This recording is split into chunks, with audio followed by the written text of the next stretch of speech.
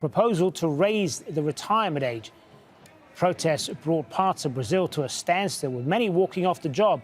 The government says the changes are needed to stop the country from sliding into a recession. Daniel Schweimler reports from Sao Paulo. No trains today. Much of Sao Paulo's extensive metro system remained closed. A show of defiance by the trade unions, an inconvenience for many passengers trying to get to work.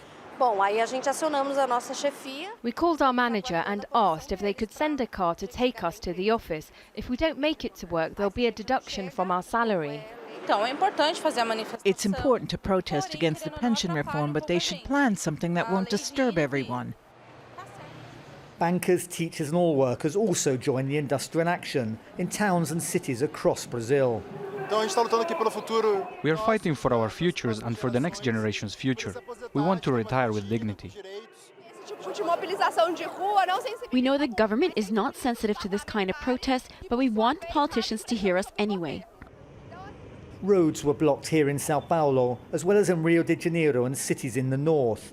The strike better observed in some places than in others. President Bolsonaro came to office 5.5 months ago, promising radical reform to boost Brazil's ailing economy.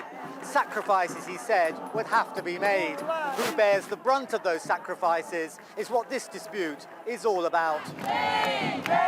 These workers are adamant it should not be them.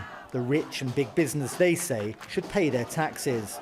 We work a 44-hour week, one of the highest in the world. Also in many poorer regions of Brazil, life expectancy is 63, 64 years old. They want to raise the pension age to 65, but many will be dead by then. That's why we're against this proposal.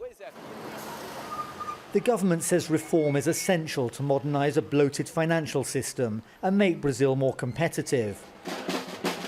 The unions say those cuts will hit the public sector, the workers, hardest. With Brazil heading for recession, they say this is a fight that's only just begun. Daniel Schweimler, Al Jazeera, Sao Paulo.